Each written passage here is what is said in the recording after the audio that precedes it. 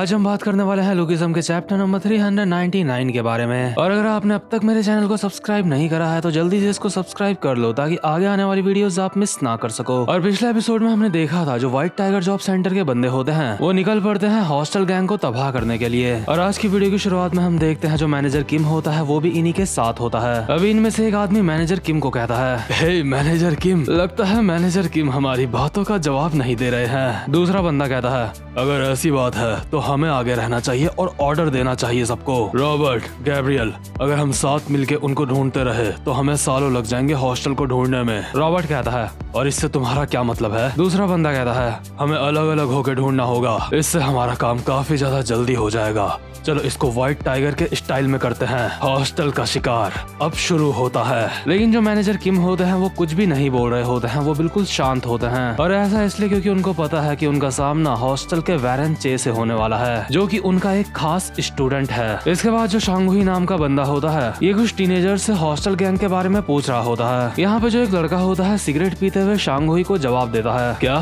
तुम जानना चाहते हो कि हॉस्टल कहाँ है? आखिर हमें ये कैसे पता होगा? दूसरा बंदा कहता है, आखिर तुम हॉस्टल को ढूंढ क्यों रहे हो? कंघी वाले गंजे अंकल, हमें नहीं पता हॉस्टल कहाँ है। शांगुई इन लड़कों को कहता है, तुम छोटे हरामखोरों, तुम्हें अपनों से बड़े लोगों के हेयर स्टाइल का मजाक नहीं उड़ाना चाहिए। कम ऑन, घर से भागे हुए बच्चों, मुझे बताओ हॉस्टल कहाँ है? तुम्हारी उम्र के मेरे बच्चे हैं, मैं तुमसे जबरदस्ती नहीं करना चाहता। एक लड़का शांगुई को कहता है, अरे हमने तुम्हें बता तो दिया, हमें नहीं पता वो कहाँ है। अगर हमारी उम्र के तुम्हारे बच्चे हैं तो तुम उनसे ही जाके क्यों नहीं पूछते? लेकिन जो शांगुई होता है इनके मुंह पकड़ के आपस में पिचका देता है और कहता है, क्या मेरे बच्चों से जाके पूछूं? लेकिन मैं ऐसा नहीं कर सकता क्योंकि मेरा तलाक हो चुका है। और शांगुई इन तीनों को साथ में जमीन में पटक देता है। और ये देख के इन लड़कों के साथ की जो लड़कियां होती हैं काफी ज्यादा हैरान हो जाती है। इसके बाद शांगुई कहता है, मैंने अपनी फैमिली को दूसरी कंट्री भेज दिया ताकि मेरी बेटी को अच्छी एजुकेशन मिल सके, लेकिन वहाँ मेरी बीवी को किसी फॉरेनर से प्यार हो गया और उसने मुझे तलाक दे दिया। अभी शांगुई ने यहाँ पे जो तीन लड़के होते हैं उनकी तो मार मार के हालत खराब कर दी होती है। इसके बाद शांगुई लड़कियों को कहता है, क्या तुम दोनों को पता है कि हॉस्टल गैंग कहाँ है? और तुम्हें साथ ही साथ में एक छोटी सी सलाह देना चाहूंगा, कभी शादी मत करना। मुझे लगता है मुझे तुम्हें ये बात नहीं बोलनी चाहिए, इसे भूल जाओ। और शांगुई अभी यहाँ से जाने लगता है क्योंकि इनमें से किसी को भी नहीं पता होता कि हॉस्टल गैंग कहाँ है। शांगुई जाते जाते कॉल पे किसी से बोल रहा होता है, हे ये मैं बोल रहा हूँ, अभी अभी मेरी मुलाकात कुछ बेघर बच्चों से हुई थी, लेकिन ये लोग बोल रहे हैं कि इनको नहीं पता कि हॉस्टल कहाँ है। कॉल के दूसरी तरफ से रॉबर्ट जवाब देता है, तुम इतनी जल्दी मुझे कॉल क्यों कर रहे हो? तुम्हें पता भी है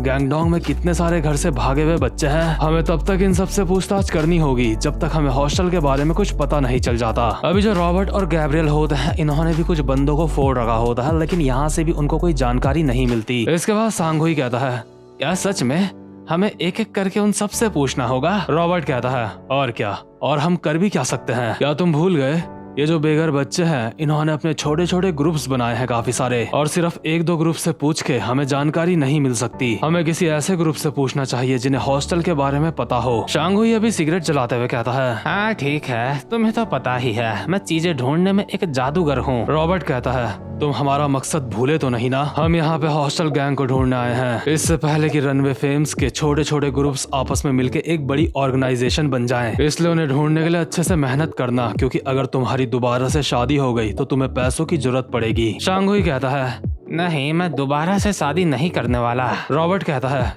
क्या तुम रो रहे हो? शांगुई कहता है, खैर वो सब छोड़ो, तुम्हारा मतलब ये है कि अगर मैं इन बेघर बच्चों के ग्रुप की तोड़ता रहूंगा तो कभी ना कभी मुझे हॉस्टल या फिर मोटल जो भी है वो मुझे उनका पता चल जाएगा, है ना? रॉबर्ट कहता है, हाँ बिल्कुल सही। लेकिन तभी हम अचानक से देखते हैं जो शांगुई होता है उसके ऊपर डेरेक और मैक्स अटैक कर देते हैं। ये शांगुई को कहते हैं, अंकल आखिर तुम कौन हो और यहाँ पे तुम हमारे लोगों के बारे में क्यों पूछ रहे हो? और रॉबर्ट को कॉल पे कुछ आवाजें आ रही होती है, इसलिए वो बोल रहा होता है, आखिर वहाँ पे क्या चल रहा है? इसके बाद डायरेक्ट शांगुई को कहता है, आखिर तुम्हारी हिम्मत कैसे हुई इन बच्चों को परेशान करने की? क्या तुम भी यहाँ पे श्योल के बाहर से आए हो? डायरेक्ट अभी अपने मन में बोल रहा होता है, ये सब पहले से काफी ज्यादा अलग लग रहा है। पिछली बार हमने जब उस बंदे से फाइट करी थी तो हमें पता था कि हमारे जीतने के चांस हैं, लेकिन इस बार की फाइट में हमें पहले से ही पता है कि हम हारने वाले हैं। और पिछली बार जो डायरेक्ट और मैक्स होते हैं इन्होंने फाइट करी थी जैकी ली से और उससे भी ये दोनों हार गए थे। और ऊपर से अब इन दोनों के सामने है शांगुई हान जिसको फाइटिंग का काफी ज्यादा एक्सपीरियंस है। शांगुई ने डायरेक्ट और मैक्स के अटैक को ब्लॉक कर लिया होता है और अभी कॉल पे रॉबर्ट को कहता है, हे रॉबर्ट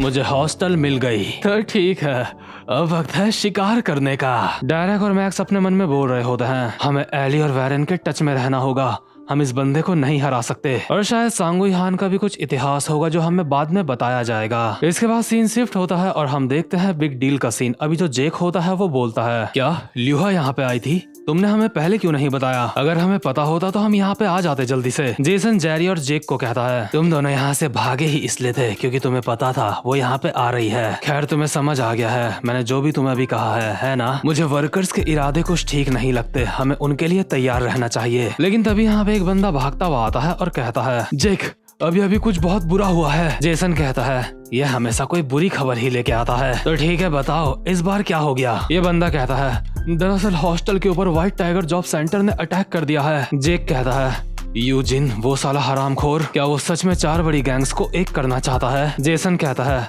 लगता है ल्यूहा बिल्कुल सही थी। तो बताओ जेक अब तुम क्या करना चाहोगे? जेक कहता है, अगर वर्कर्स ने हॉस्टल को हरा दिया तो उनका अगला शिकार हम होंगे। जेरी कहता है, हाँ हमें जल्दी से हॉस्टल की मदद करनी होगी। जेक कहता है, 1 मिनट रुको, आखिर वर्कर्स के अभी सारे मेन बंदे कहाँ हैं? जो बंदा यहाँ पे खबर लेके आया होता है वो कहता है, वो लोग अटैक करने के लिए नहीं आए हैं, हॉस्टल के ऊपर सिर्फ व्हाइट टाइगर जॉब सेंटर ने ही अटैक किया है। जेसन कहता है, तो बताओ जेक हमें क्या करना है? जेक कहता है, हम अभी हॉस्टल की मदद नहीं करेंगे, ये जो कुछ भी हो रहा है मुझे इसमें कुछ दाल में काला लगता है। अगर अभी हम सब हॉस्टल की मदद करने गए तो गैंगशॉ खाली हो जाएगा और अगर यहाँ कोई नहीं होगा तो यूजिन यहाँ पे अटैक कर सकता है और अगर हम कुछ बंदों को मदद करने के लिए भेज दें और कुछ को यहीं छोड़ दें तो भी हम तबाह हो सकते हैं क्योंकि वर्कर्स नंबर में हमसे कई ज्यादा हैं। जेसन कहता है, तो तुम ये कहना चाहते हो हमें हॉस्टल को उनके हाल पे छोड़ देना चाहिए? जेक कहता है, नहीं, एक रास्ता है जिससे हम दूर बैठ के भी उनकी मदद कर सकते हैं। अभी जो जेक लोग होते हैं वो कॉल करके ल्यूहा को ये सारी की सारी बातें बताते हैं। ल्यूहा कहती है, क्या व्हाइट टाइगर हॉस्टल के ऊपर अटैक कर रही है और वर्कर्स की मेन फोर्स उनके साथ नहीं आई है? जेसन कहता है, हाँ तुमने बिल्कुल सही कहा,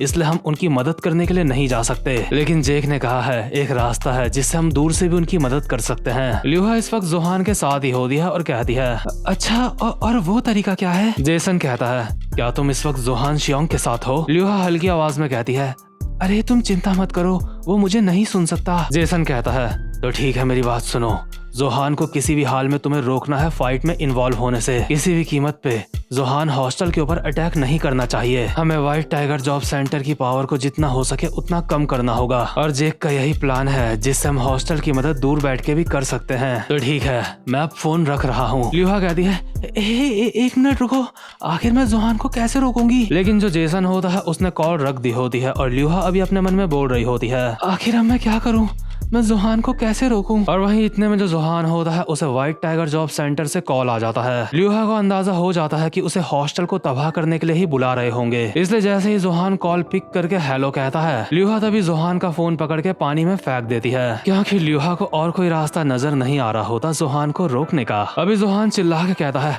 आखिर तुम ये क्या कर रही हो? और इतने में ही जो ल्यूहा होती है उछल के जोहान के गले लग जाती है और उसको और खुद को दोनों को पानी के अंदर गिरा देती है। जोहान अभी पानी से पूरा भीग चुका होता है और कहता है, आखिर ये सब क्या था? ल्यूहा कहती है, वह दरअसल बात यह है कि तुम्हें पहली बार देख के ही मुझे तुमसे प्यार हो गया था। ल्यूहा अपने मन में बोल रही होती है, मेरे पास और कोई रास्ता नहीं है इसे रोकने का, मुझे ये करना ही पड़ेगा। जोहान हैरान होकर कहता है कि क्या? इसके बाद सीन शिफ्ट होता है और हम देखते हैं सांगुई हान को। सांगुई ने अभी डेरेक और मैक्स की मार मार के चटनी बना दी होती है और उनके ऊपर बैठा हुआ होता है और वो सांगुई ही था जो जोहान को कॉल कर रहा था। सांगुई अभी खुद से बोल रहा होता है, आखिर अभी ये क्या चल रहा है, हमारा इंटर्नशिप वाला बंदा कॉल नहीं उठा रहा है। इसके बाद हम योंगचोल किम को देखते हैं जो व्हाइट टाइगर जॉब सेंटर का ही बंदा होता है। ये भी अभी सिगरेट पीते हुए किसी से बोल रहा होता है, आजकल के बच्चे जैसे ही काम थोड़ा सा मुश्किल हो जाता है ये गायब हो जाते हैं, जब इनकी जरूरत होती है तो ये हमारा कॉल भी नहीं उठाते। इन बच्चों को बस टिकटॉक में डांस करना आता है, इनसे ये करवा लो, बाकी इन्हें कुछ भी नहीं आता। इसके बाद शांगुई कहता है, तो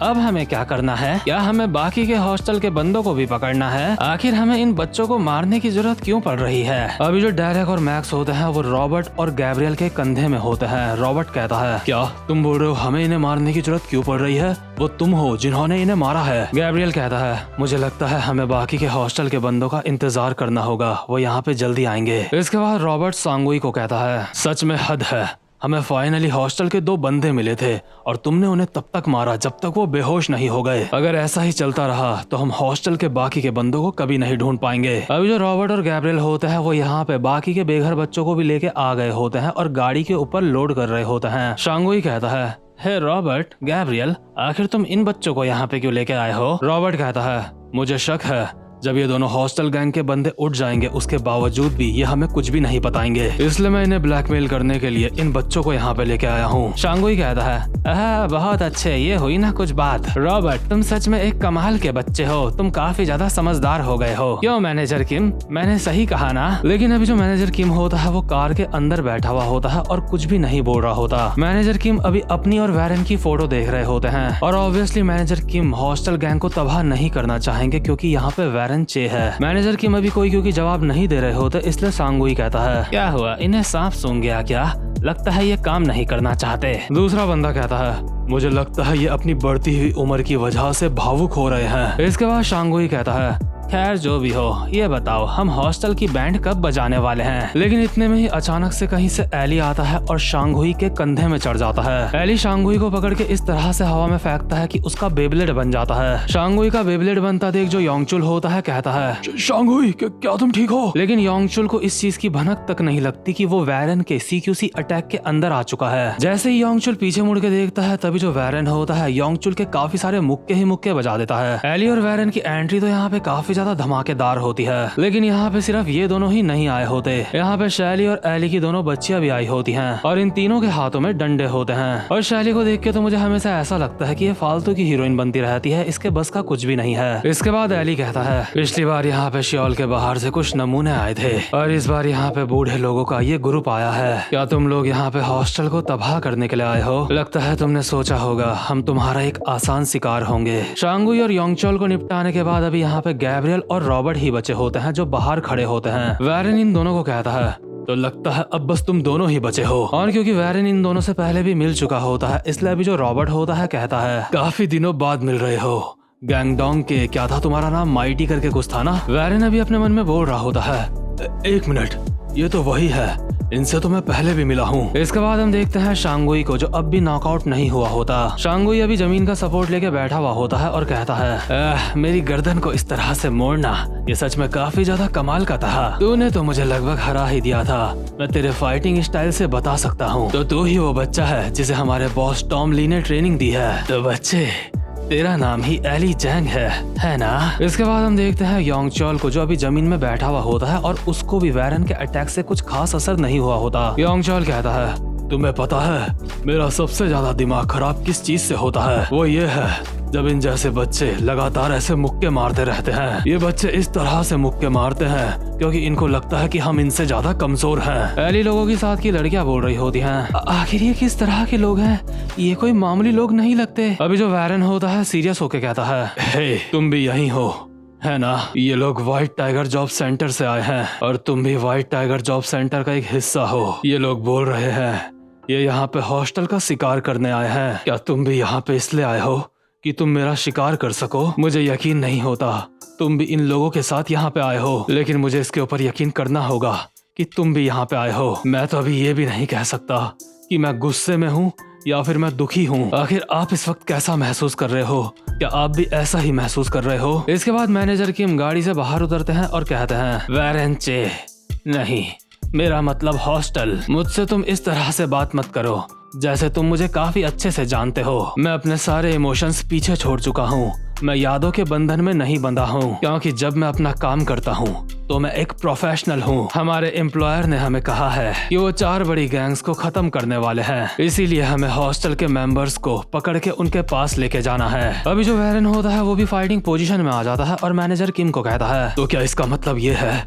कि तुम अपनी जॉब की वजह से मुझसे फाइट करोगे? मैनेजर किम भी अभी फाइटिंग पोजीशन में आ जाते हैं और कहते हैं, बिल्कुल सही कहा, मैं अपनी जॉब की वजह से यहाँ पे फाइट करूंगा और तुम चाहो तो अपनी निराशा मुझे खुल के दिखा सकते हो। तो खैर जैसे ये दोनों फाइटिंग पोजीशन में आते हैं उतने में ही ये वाला चैप्टर यहीं पे खत्म हो जाता है। और अगर आपको आज की वीडियो अच्छी लगी हो तो जल्दी से इस चैनल को सब्सक्राइब और वीडियो को लाइक कर दो। अब मैं मिलूंगा आपसे अपनी नेक्स्ट वीडियो में, तब तक के लिए गुड बाय।